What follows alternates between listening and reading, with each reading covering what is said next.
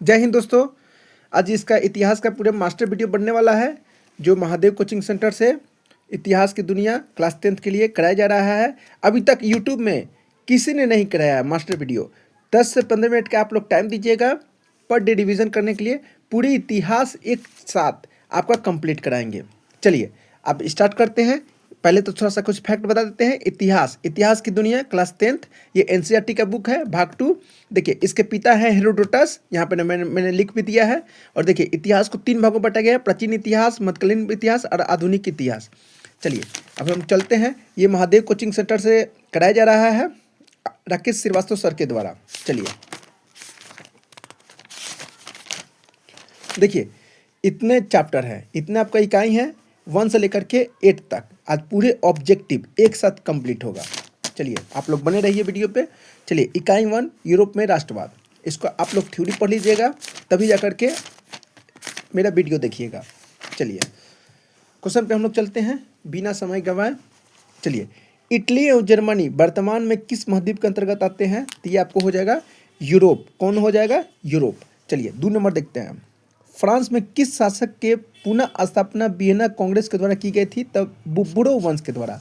चलिए तीसरा देखिए, मैजनी का संबंध किस संगठन से था? तब कार्बोनरी से था। चलिए चौथा देखते हैं, इटली और जर्मनी के एकीकरण के विरोध में निम्न में से कौन सा था? तो ऑस्ट्रिया था। ऑस्ट्रेलिया एक अलग देश है, ये खुद महाद्वीप भी है, लेकिन ये ऑस्ट्रिया एक देश है जो यूरोप महाद्वीप में पड़ता है। ये भी ध्यान रखिएगा दोस्तों। काउंट काबूर को विक्टर इमैनुअल ने किस पद पर नियुक्त किया था? तो ये प्रधानमंत्री के पद पर नियुक्त किया था। गैरिबॉल्टी पेशे से क्या था? तो एक प्रकार का नाविक था। चलिए जर्मनी राइन राज्य के स्थापना निर्माण किसने किया था? तो नेपोलियन बोनापार्ट ने किया था। चलिए दोस्तों पेज पलटते हैं और चलते हैं 8 नंबर क्वेश्चन पे। जालबेरिन एक संस्था थी, तो ये व्यापारियों के लिए एक संस्था थी। चलिए रक्त और लौह की नीति का अवलोकन किसने किया था? तो बिस्मार्क ने किया था। फ्रैंकफर्ट 10 नंबर, फ्रैंकफर्ट की संधि कब हुई थी? तो 1871 में। 11 नंबर, यूरोप वासियों के लिए किस देश के साहित्य एवं ज्ञान विज्ञान प्रेरणात्मक स्रोत रहा? तो ये यूनान का था। चलिए 1829 में एडियोनोलिन पुल की संधि किस देश के साथ हुआ था? तो तुर्की के साथ हुआ था।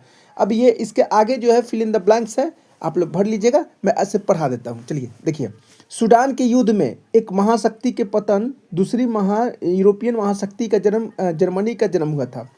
सोडोवा का युद्ध ऑस्ट्रिया और प्रासा के बीच में हुआ था।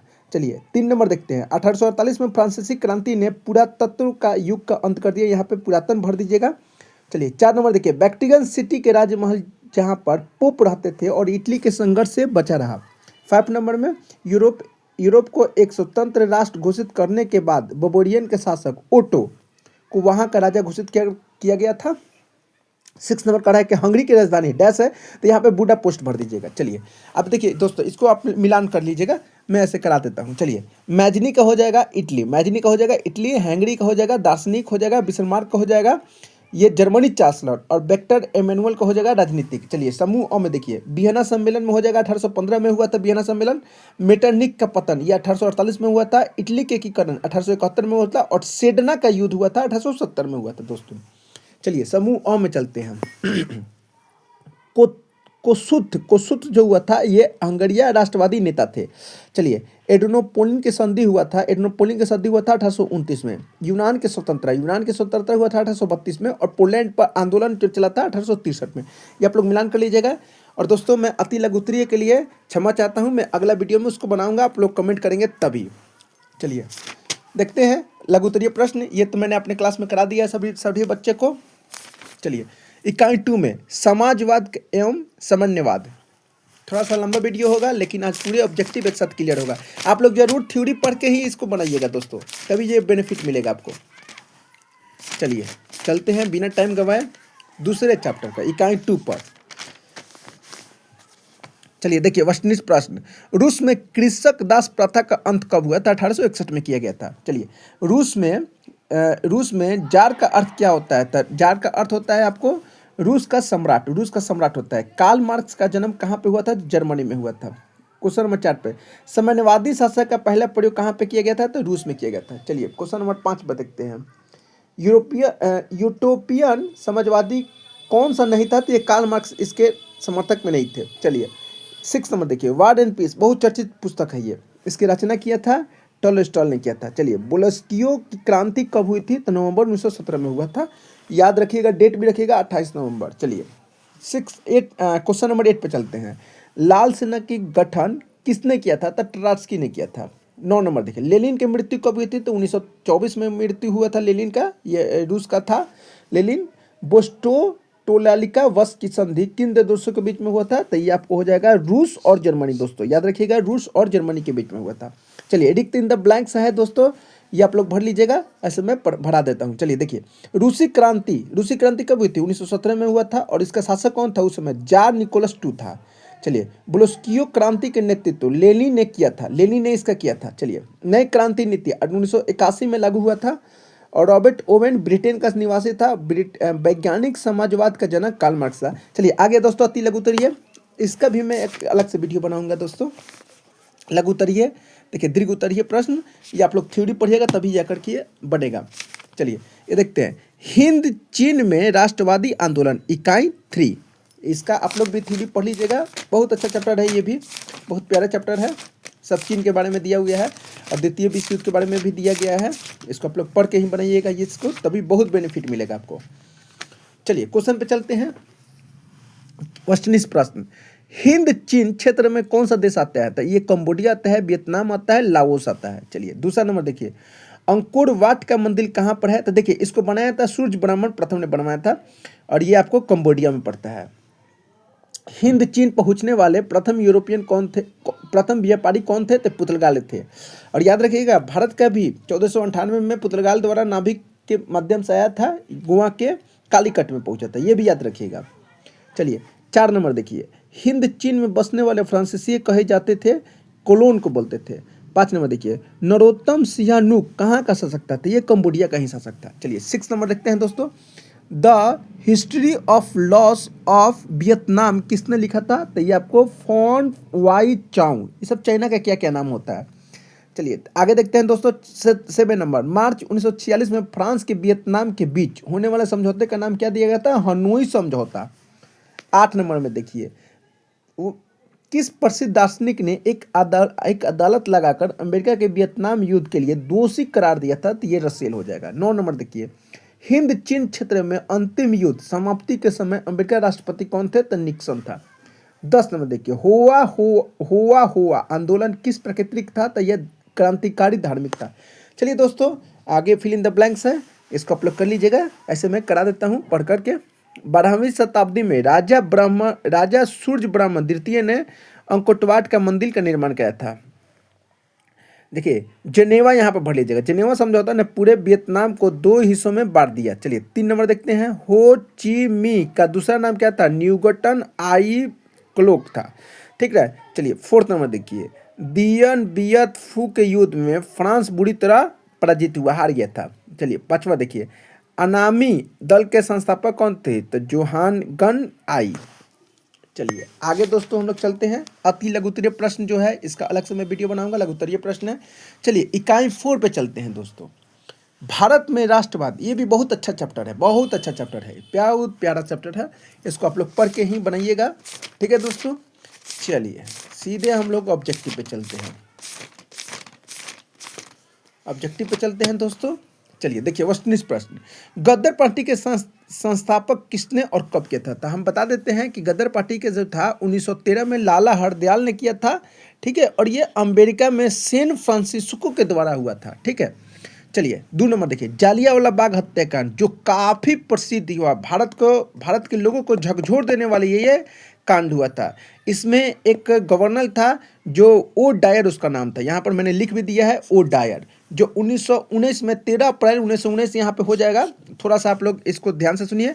13 अप्रैल 1919 के दिन जालियांवाला बाग हत्याकांड, एक पार्क है जालियांवाला जो इलाहाबाद में पड़ता है, वहीं पे इसको क्या गया था कि उसमें बहुत सारे भारतीय जो थे शांतिपूर्ण समझौता कर रहे थे, और उस शांतिपूर्ण समझौता में एक खतरनाक ओ डायर आया हुआ था, ब्रिटिश अधिकारी आया था ओ डायर, और उसने ये आधा दूर गोलियां चलवा दिया, जिसमें करोड़ लगभग आपको बता देते हैं दोस्तों कि 10,000 लोगों ने इसमें कुर्बानी दिया था।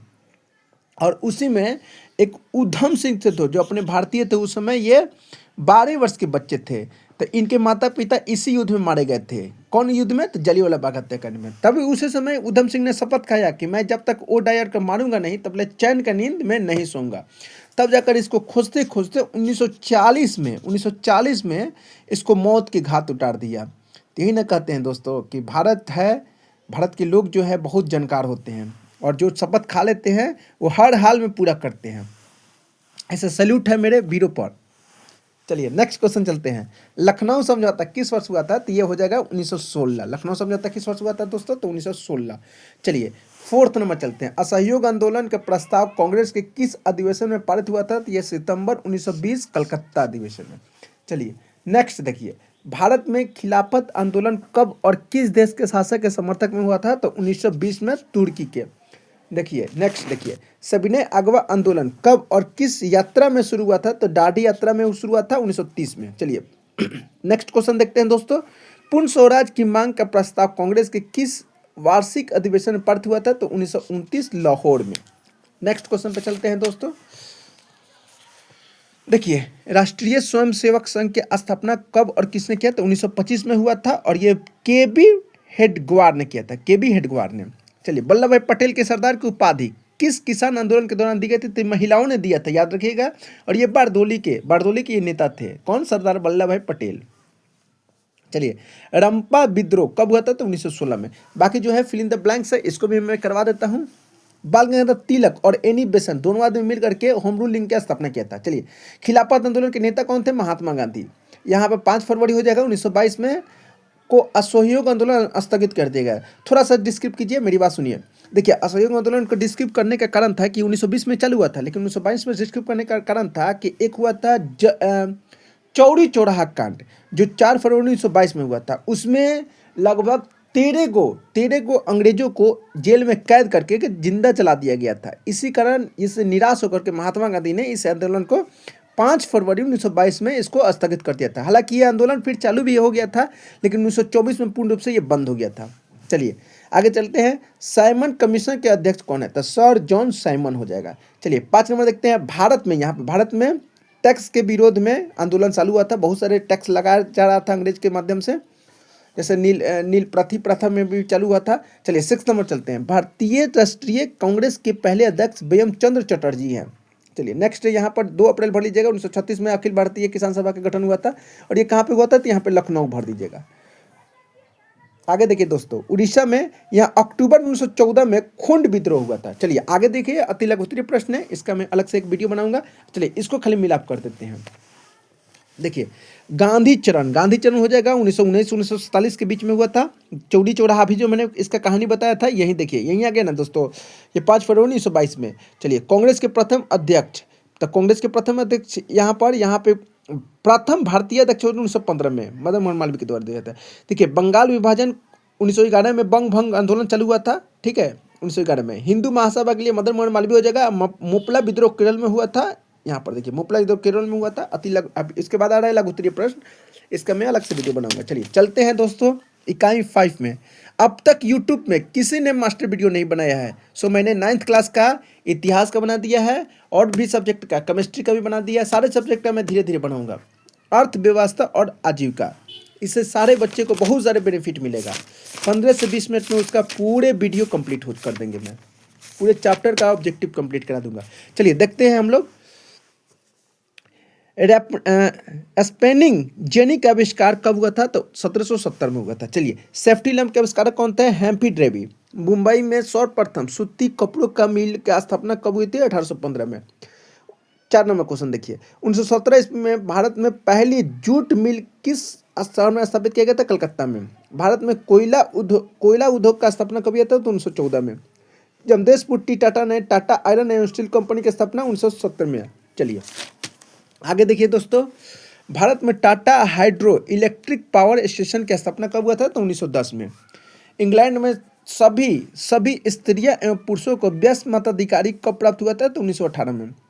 9 नंबर देखिए, अखिल भारतीय ट्रेड यूनियन कांग्रेस की स्थापना 1920 में।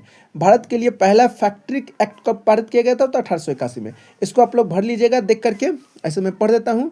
1838 में जलवायु में चार्टिस्ट आंदोलन शुरू किया गया था, तो यहाँ पर जलवायु भर हुआ। जीनोम भर दीजिएगा, यहाँ पर जीनोम में मजदूरी संघ अधिनियम पारित हुआ था। चलिए, न्यूनतम मजदूरी कानून 1948 में पारित किया गया था। अंतर्राष्ट्रीय श्रमिक संघ की स्थापना 1919 में किया गया था। प्रथम फैक्ट्री एक्ट में महिलाओं को, बच्चे को, यहाँ पर समझिएगा, यहाँ पर जो 7 वर्ष से कम उम्र के बच्चे थे उसको काम करने पर प्रतिशोध किया गया था। तो यहाँ पर 7 वर्ष प्रतिशोध लिख दीजिएगा, प्रतिबंध लिख दीजिएगा। और यहाँ पर 12 वर्ष से जो उम्र का ज़्यादा था, 12 वर्ष से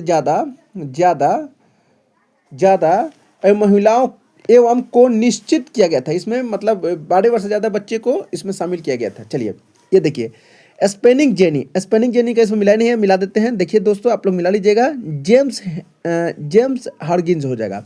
चलिए, इसका हो जाएगा आपको जॉन के, प्लाइंट शटल का जॉन के। अब पावर्ड होम का हो मान लीजिएगा एडवर्ड कैटराइटर।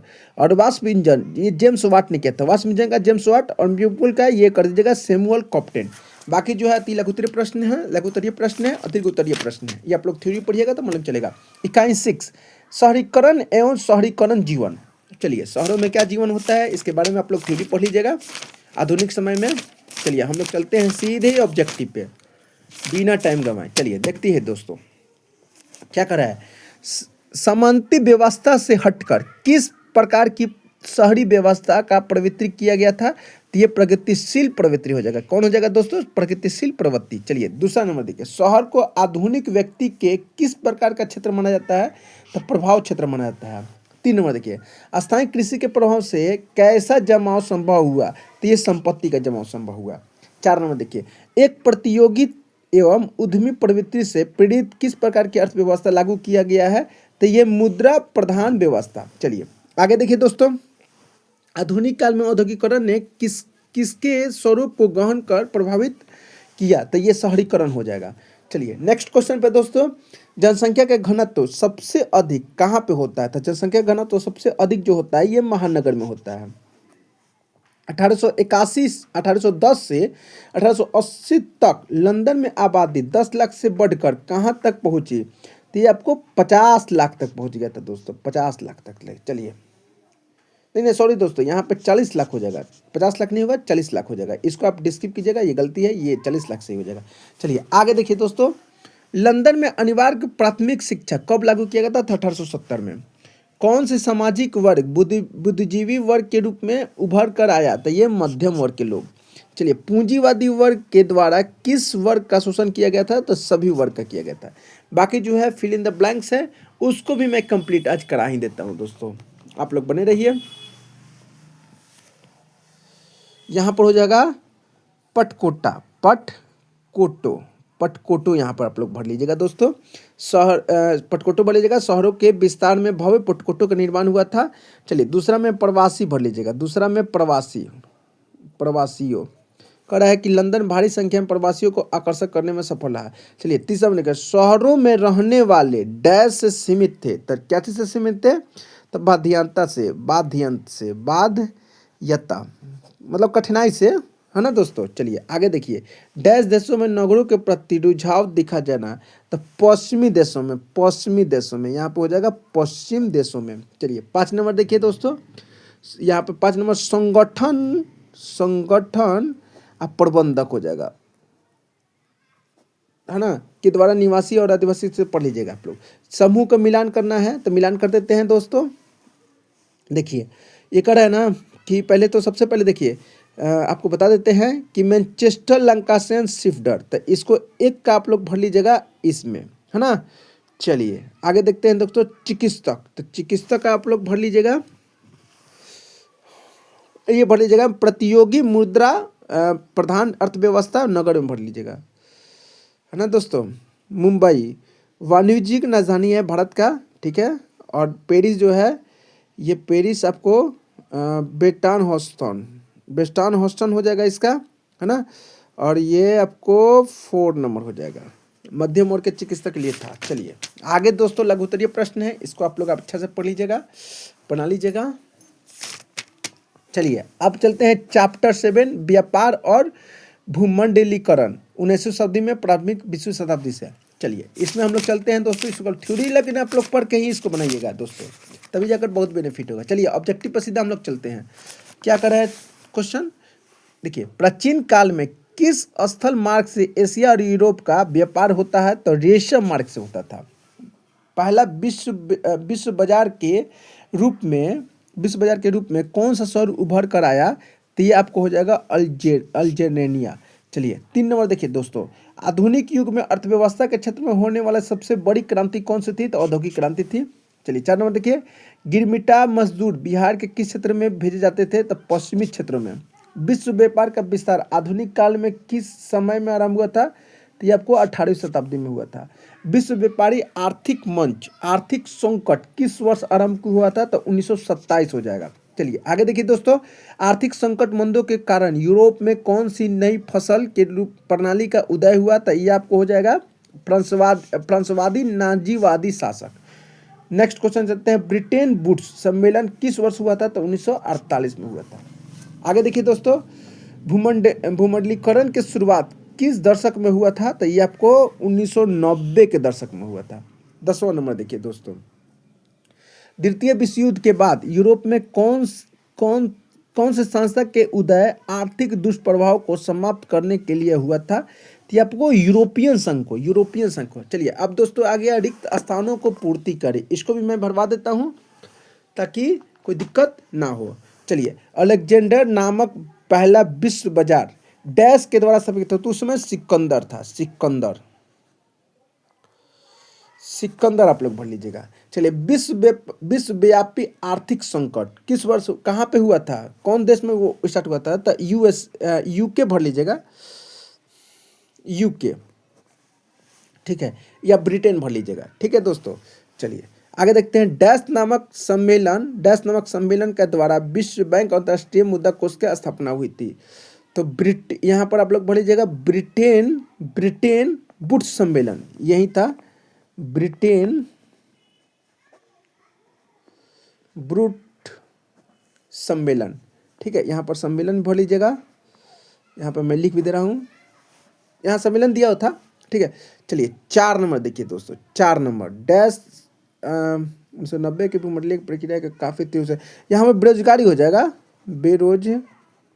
बेरोजगारी आर्थिक संकट के विश्व स्तर पर डैश नामक एक बड़ी समस्या। तो विश्व स्तर पर बेरोजगारी की समस्या, यहाँ पर भी बेरोजगारी हो जाएगा। चलिए दोस्तों, आगे जो क्वेश्चन है इसको आप लोग मिलाप कर लीजिएगा, ऐसे मैं मिलाप भी कर देता हूँ कि ताकि दिक्कत ना हो। औद्योगिक क्रांति देखिए, सबसे पहले तो इसमें देखिए, इसमें आपको ये बनाना है, विश्व बैंक की स्थापना बता देते हैं 1944 में, विश्व बैंक की स्थापना 1944 में, है ना। चलिए, विश्व आर्थिक मंदी 1929 में हुआ था, 1929 में हुआ था। इसके बाद चलते हैं, भूमंडलीय की शुरुआत 1990 में हुआ था और विश्व बाजार की शुरुआत प्राचीन काल में हुआ था। चलिए, औद्योगिक क्रांति इंग्लैंड में हुआ था और हिटलर का उदय जर्मनी में हुआ था। पूरा मैच कर गया। आगे चलते हैं, लघु उत्तरीय प्रश्न है, इसको आप लोग पढ़ लीजिएगा थ्योरी, तो उसमें मिलेगा आपको, या कमेंट कीजिएगा तो मैं आगे वीडियो बना करके दे दूंगा। प्रेस, सांस्कृतिक और राष्ट्रपति, और ये लास्ट चैप्टर है, इकाई 8। चलिए दोस्तों, इधर हम लोग सीधे इसका ऑब्जेक्टिव पे चलते हैं, और ये ऑब्जेक्टिव सीधा लास्ट में दिया हुआ है। थ्योरी पढ़ के ही दोस्तों बनाइएगा, याद रखिएगा, ये आप लोग के भला के लिए बनाया गया है वीडियो। जो बच्चे हमारे पास संस्था से नहीं है, वो दूर दराज जिनका घर है, उनके लिए वीडियो बनाया गया है। जो बच्चे नज़दीक हैं वो आकर के पढ़ लेते हैं। देखिए, महात्मा गांधी ने किस पत्र का संपादक किया था? तो यंग इंडिया। चलिए, किस पत्र ने रातों रात वरना पुलिस प्रेस एक्ट से बचने के लिए अपनी भाषा बदल दी? तो ये अमृत, यहाँ पे देखिए अमृत बाजार पत्रिका हो जाएगा दोस्तों। आगे देखिए, 13वीं शताब्दी में ब्रिटिश ब्लॉक प्रिंटिंग के यूरोप में पहुंचाया था, तो ये आपको होगा मार्को पोलो। गुटेनबर्ग का जन्म किस देश में हुआ था? तो जर्मनी में हुआ था। गुटेनबर्ग को सर्वप्रथम कौन सी पुस्तक छपाई की थी? तो ये बाइबिल किया था। इंग्लैंड में मुद्रा कलन का पहुंचाने वाला कौन सा था? तो कैक्सटन। किसने कहा था मुद्रा ईश्वर की देन, महानतम देन है, सबसे बड़ा तोहफा है? तो ये मार्टिन लूथर ने कहा था। देखिए आगे देखिए, रूसो कहाँ का दार्शनिक था? तो ये फ्रांस का था। विश्व में सर्वप्रथम मुद्रण का शुरुआत कहाँ पे हुआ था? तो ये आपको चीन में हुआ था। चलिए आगे देखिए, किस देश के सिविल सेवा परीक्षा में मौद्रिक पुस्तकों की मांग की गई थी? तो जापान। आगे फिल इन द ब्लैंक्स है दोस्तों, ये आप लोग ये देख करके भर लीजिएगा, है ना, देख करके भर लीजिएगा। मैं और थोड़ा सा जूम कर देता हूँ, ठीक है ना दोस्तों। आप लोग देख करके भर लीजिएगा। चलिए आगे जो है इसको भी मैं fill in the blanks match करा देता हूँ। देखिए जेम्स हिक्की, ये बंगाल गजट था। जेम्स हिक्की के कौन था? बंगाल गजट। राजा राम मोहन एक याद रखें संवाद के मूल था। राजा राम मोहन के संवाद के मूल था। बाल गंगाधर तिलक, ये काफ़ी प्रसिद्ध व्यक्ति थे और ये ने मराठा बुक लिखा था। केशवर चंद्र सेन, ये सुलभ समाचार के लिए था। और एक लास्ट बताया सुरेंद्र बनर्जी, इसमें देख लीजिए ये बंगाली। चलिए दोस्तों पूरे चैप्टर क्लियर हो गया। मास्टर वीडियो में आज मैं बना लिया हूँ, आप लोग इसको पर डे देखते रहिए ताकि आपका फुली रिवीजन हो जाएगा। चलिए जय हिंद।